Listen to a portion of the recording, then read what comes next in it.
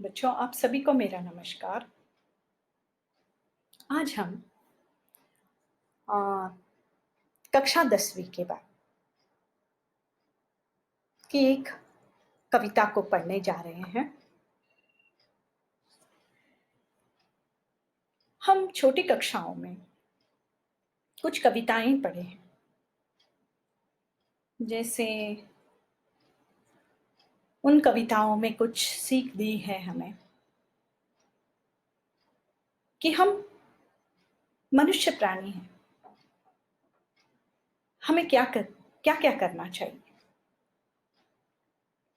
कोई अगर तकलीफ में है या मुसीबत में है तो उसे हम क्या कर सकते हैं हमारी तरफ से। तो हम उसकी मदद करते हैं, उसे आगे ले चलते हैं। इस तरह हम लोग करते हैं। तो आज 10वीं कक्षा की कविता है मनुष्यता। हम मनुष्यता, मानवता क्या होता है, इस कविता के द्वारा हम जानेंगे। किस तरह की मनुष्यता हमारे में होनी चाहिए, मानवता के गुण होने चाहिए, उसे आज हम जानेंगे। तो पद्य भाग का भाग मनुष्यता कविता। मनुष्यता, देखिए यहाँ पर मनुष्य एक शब्द है, ता उसमें प्रत्यय आकर लगा हुआ है, तो ये क्या बन गया है, मनुष्यता शब्द बन गया। प्रत्यय उपसर्ग हम पिछली कक्षाओं में पढ़ चुके हैं कि एक शब्द या शब्द के पीछे एक अक्षर या शब्द जुड़ने से उसमें अर्थ में परिवर्तन होता है। ऐसे शब्दों को हम क्या कहते हैं, प्रत्यय कहते हैं। यहाँ मनुष्य एक शब्द है, ता इसमें जुड़ जाता है। उसी तरह मानवता, मानव एक शब्द है, ता जुड़ जाने से मानवता बन जाता है। तो दोनों में ता ता प्रत्यय हो जाते हैं। ये क्या है, प्रत्यय है।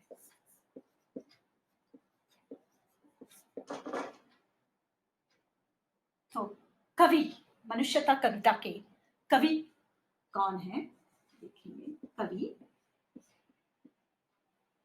और कवि परिचय हम लोग जानेंगे। कवि और कवि परिचय। कवि है मैथिली शरण गुप्त जी।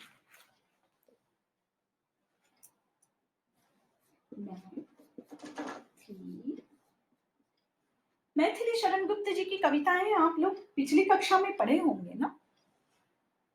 मैथिली शरण गुप्त जी की कविताएं, शरण गुप्त जी की कविताएं आप लोग पिछली कक्षा में पढ़ चुके हैं। इनकी कविताओं में देशभक्ति, राष्ट्र के प्रति जागरूकता, किसान, मनुष्य के गुण, समाज, बहुत सारी कविताओं में, इनकी कविताओं में ये सब दर्शन हुआ करते हैं। तो मैथिली शरण गुप्त जी का जन्म देखिए। जन्म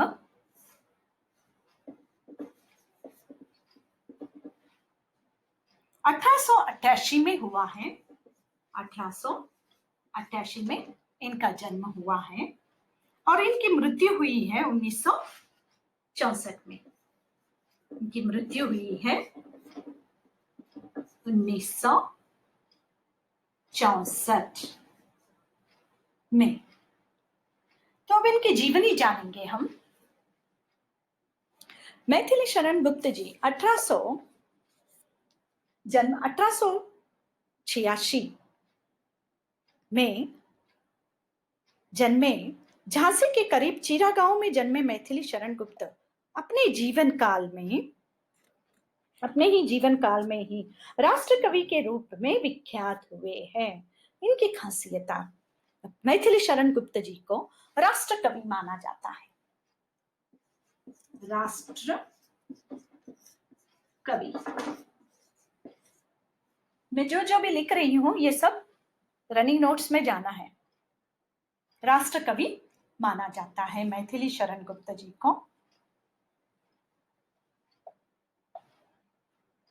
ये इनकी शिक्षा दीक्षा पर घर पर ही हुई थी, इन्हें कोई नहीं, इनकी शिक्षा और दीक्षा कहाँ, घर पर ही हुई थी। संस्कृत, बंगला, मराठी और अंग्रेजी पर इसका समान अधिकार था इन्हें। गुप्त जी की राम भक्ति कवि है। राम का कीर्ति गान इनकी चिर संचित अभिलाषा है। इन्होंने भारतीय जीवन को समग्रता में समझने और प्रस्तुत करने का भी प्रयास किया है। प्रस्तुत करने का भी प्रयास करना, प्रयास यानी प्रयत्न, कोशिश करना। गुप्त जी की कविताओं की भाषा विशुद्ध खड़ी बोली है। देखिए इनकी भाषा विशुद्ध भाषा, खड़ी बोली, खड़ी बोली हिंदी की। भाषा पर संस्कृत का प्रभाव है। काव्य की कथा वस्तु भारतीय इतिहास के ऐसे अंशों से ली गई है जो आज जो हम कविता पढ़ने जा रहे हैं, कथा वस्तु कविता में इतिहास के भारतीय अंशों से ली गई है, जो भारत के अतीत व स्वर्ण चित्र पाठक के सामने उपस्थित करते हैं।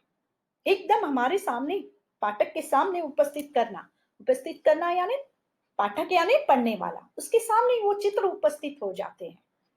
इस तरह उन्होंने कविता में बताया है कि अब हमारे आंखों के सामने ही हो रहा है, ये सब की गई है। भारत के अतीत का स्वर्ण चित्र पाठक के सामने उपस्थित करते हैं।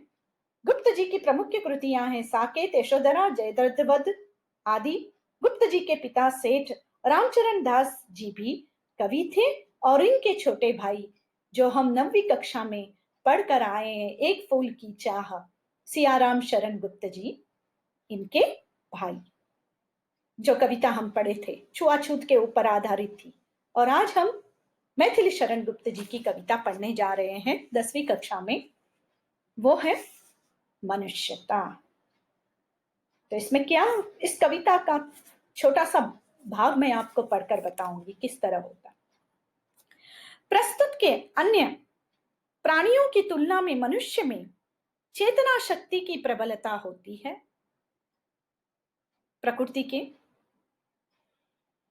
वह अपने ही नहीं औरों के हित, ध्यान दीजिए, मैं ये पढ़ने के जो भी वाक्य है उसे ध्यान, मुख्य अंश जब लिखा जाता है तभी अंक मिले जाते हैं। वह अपने ही नहीं औरों के हित का भी ख्याल रखने में, औरों के लिए भी कुछ कर सकने में समर्थ होता है। पशु चारागाह में जाते हैं, अपने अपने हिस्से का चारा चर लेते हैं। सही, पशु जाते हैं, उनके सामने हम चारा डाल देते हैं या भोजन, उनकी खल्ली सब दाल मिलाकर रख दिए तो वो अपने ही हिस्से का चारा चरकर चले जाते हैं। पर मनुष्य ऐसा नहीं करता, मनुष्य ऐसा नहीं करता। औरों के सहयोग के लिए जो भी कुछ उत्पादित करता है वह औरों के लिए भी करता है, औरों के सहयोग से करता है। एक तो औरों के लिए करता है और औरों के सहयोग से, सहयोग यानी मदद से। प्रस्तुत पाठ या कविता में कवि ने अपनों के लिए जीने मरने वालों को मनुष्य तो मानता है, लेकिन यह मानने को तैयार नहीं है कि ऐसे मनुष्य में मनुष्यता के पूरे पूरे लक्षण भी है। वह तो उन मनुष्यों को ही महान मानेगा जिनमें अपने और अपनों के हित चिंतन से कहीं पहले और सर्वोपरि दूसरों का हित चिंतन हो। अपने और अपने औरों के लिए, परिवार के लिए छोड़कर किसी दूसरों के लिए हित चिंतन हो। कवि ये मानना चाहता है इस कविता में, इसमें वे गुण हो जिनके कारण कोई मनुष्य इस मृत्यु लोक से गमन कर जाने के बाद भी इस मृत्यु लोक से गमन कर जाने के बाद भी, देखो मनुष्य इस मृत्यु लोक से गमन कर जाने के बावजूद युगों तक औरों को या औरों की यादों में बना रह पाना, उसकी मृत्यु भी सुमृत्यु हो जाती है। आखिर क्या है वे गुण? औरों के लिए हम जीते हैं, औरों के लिए करते हैं, उससे भी महान वो क्या गुण है? सुमृत्यु किसे कहा जाता है? ये हमें इस कविता में बताया गया है। सुमृत्यु यानी, सुमृत्यु का अर्थ क्या है?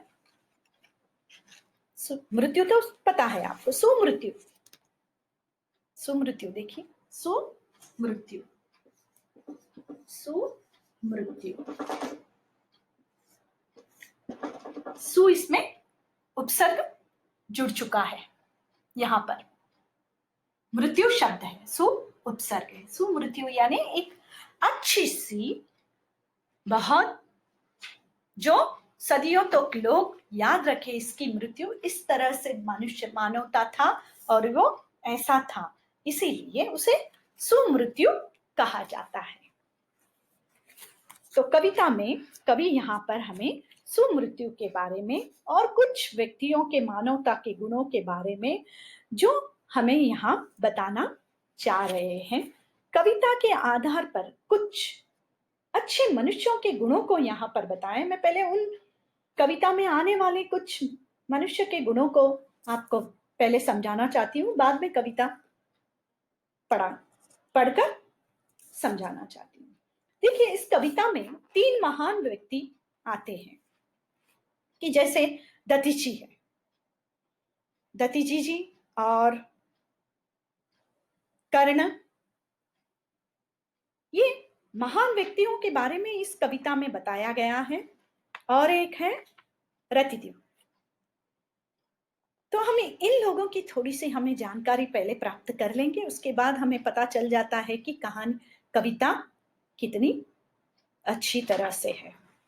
तो रतिदेव के बारे में जाने। रतिदेव राजा थे। एक बार उनके राज्य में अकाल पड़ा था। अकाल यानी वर्षा न हुई थी, बरसात नहीं आया था, अन्न न उगा था, फसलें नहीं हुई थी, पानी नहीं था, तालाबों में कुओं में पानी सूख गया था, फसलें नष्ट हो गई थी, कुएं सूख गए थे, भोजन के भंडार समाप्त हो गए थे, जितना जमा के रखे थे उतने सब समाप्त हो गए थे। राजा रतिदेव ने अपनी प्रजा के लिए अपने सारे अन्न भंडार खोल डाले थे। अकाल तब भी समाप्त न हुआ, क्योंकि राज्य में जमा किया हुआ अकाल भंडार होता है ना, अनाज का भंडार, वो भी खोल दे के राजाओं में बांटने लगे, फिर भी कुछ नहीं हुआ। स्थिति यहां यह हो गई कि राजा के अन्न भंडार भी समाप्त हो गए, राज परिवार को भी भूखा रहना पड़ गया। भूखे रहते रहते 48 दिन बीत गए। कितने दिन? 48 दिन बीत गए। तब एक दिन राजा को खाने के लिए भोजन मिला। अभी उन्होंने खाया भी न था कि एक ब्राह्मण, एक कुत्ता और एक गरीब, एक प्यासा द्वार पर आ खड़ा हो गया राजा के। रतिदेव ने वह अन्न भी उन्हें खिला दिया। कहते हैं भगवान उनकी इस तपस्या से प्रसन्न होकर उनके भंडार अन्न और धन धान्य से परिपूर्ण कर दिया था। 48 दिनों के बाद भूखा व्यक्ति जब खाने बैठे हैं तो पहले अपने पेटों के लिए, पेट भरने के लिए ही देखेगा। यहां ऐसा न करके उन्होंने अपना भोजन किसी और को दे दिया।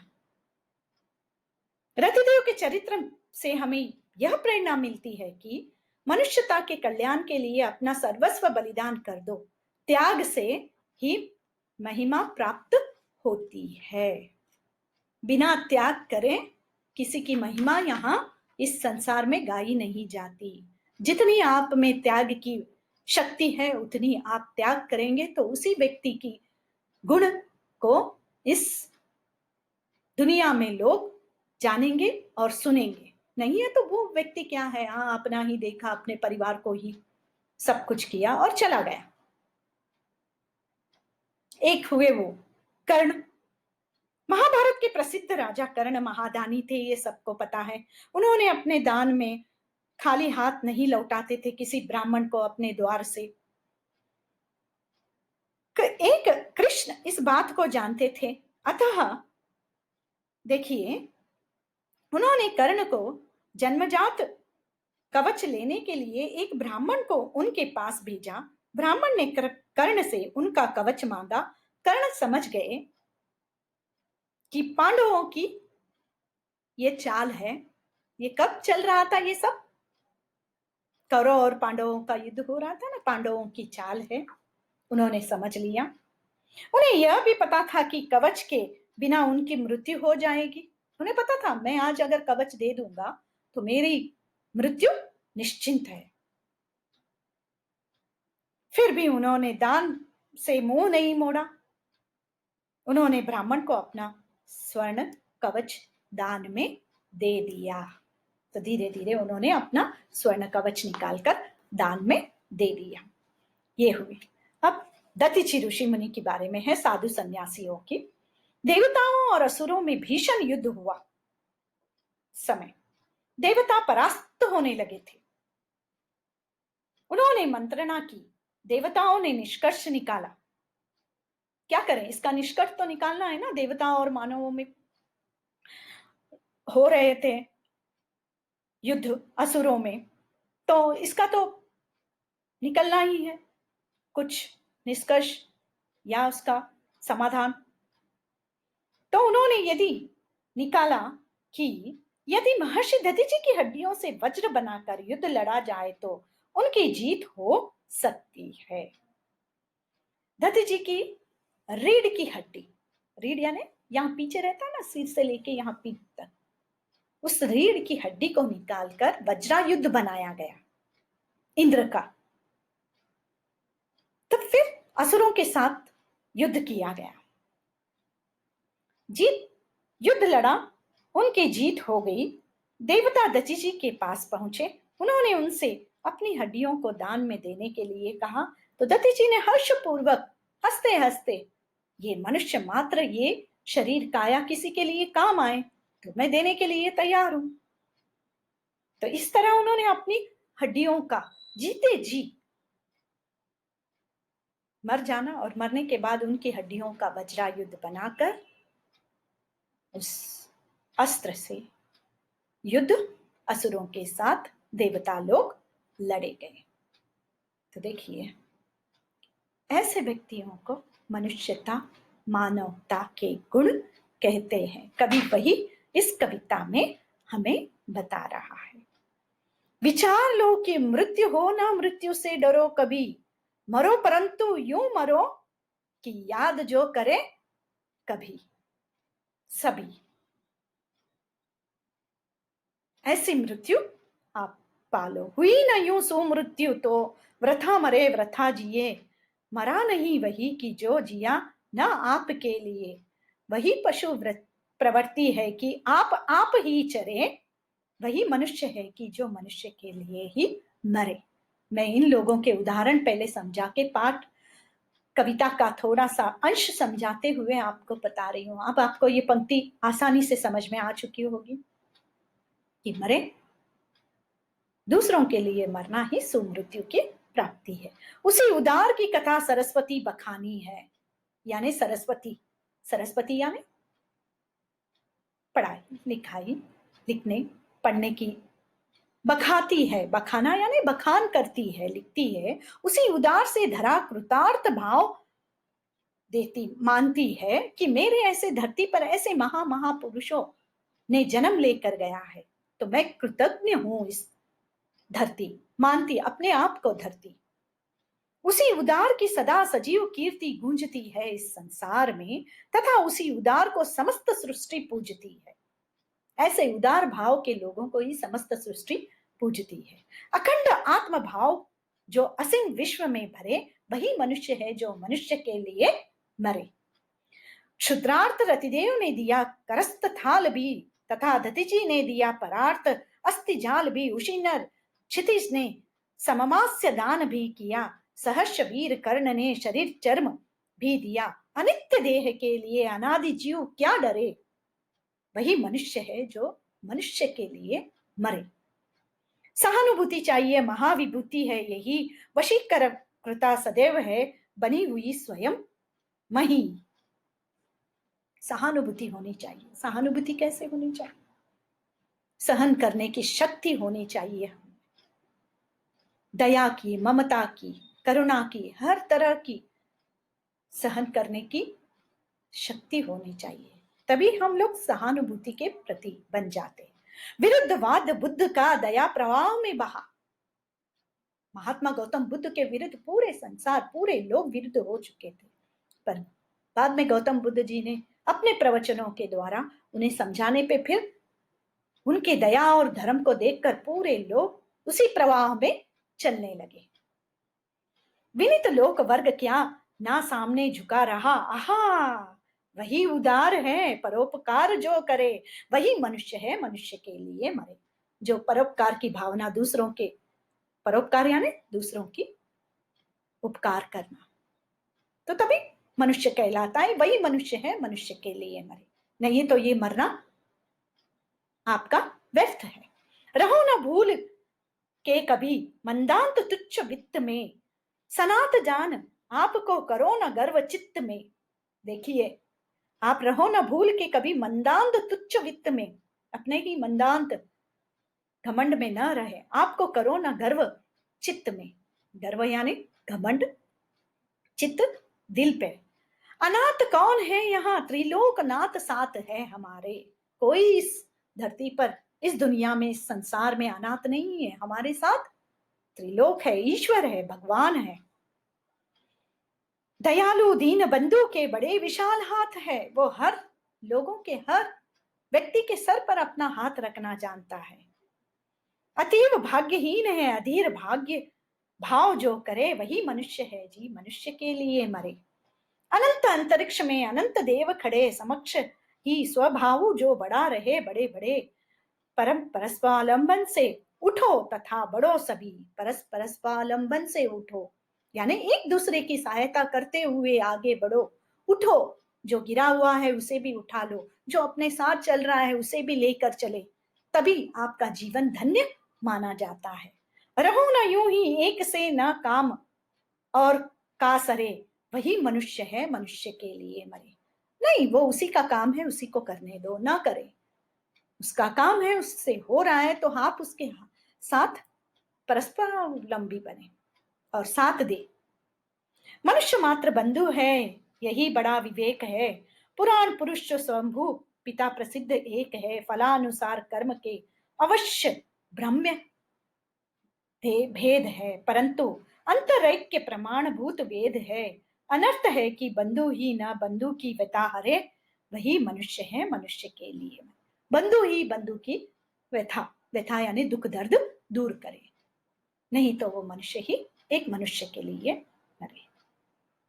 तो कविता बहुत अच्छी तरह आप लोगों को समझ में आ सकी होंगी, किस तरह की भावनाएं होनी चाहिए, किस तरह का हमें सहन शक्ति होनी चाहिए, दया करुणा किस प्रकार के होने चाहिए। हम लोगों ने इस कविता के द्वारा कुछ महापुरुषों की जीवनी को देखा और पढ़ा, तो किस तरह से हमारी भावनाएं होनी चाहिए, इसे हम इस कविता के द्वारा जाना है। सूक्ष्म में अंत में आपको सारांश एक बार पढ़कर बताऊंगी कि मनुष्य मात्र। मनुष्यता कविता राष्ट्र कवि मैथिली शरण गुप्त द्वारा रचित है। इसमें देश हित, परोपकार और उदारता की भावनाओं को उजागर किया है। कविता का सार इस प्रकार का है, मनुष्य जीवन नश्वर है, अतः मनुष्य को मृत्यु से डरना नहीं चाहिए, उसे गौरवपूर्ण जीवन जीना चाहिए और गौरवशाली मृत्यु को अपनाना चाहिए। स्वयं के लिए जीना पशु प्रवृत्ति है और मनुष्य के लिए जीना, मरना मनुष्यता, मानवता है। संसार में सदा उसी की यश गाथा होती है जो सारे संसार में अपनापन देखता है, देता है और सबको अपना बनाता है।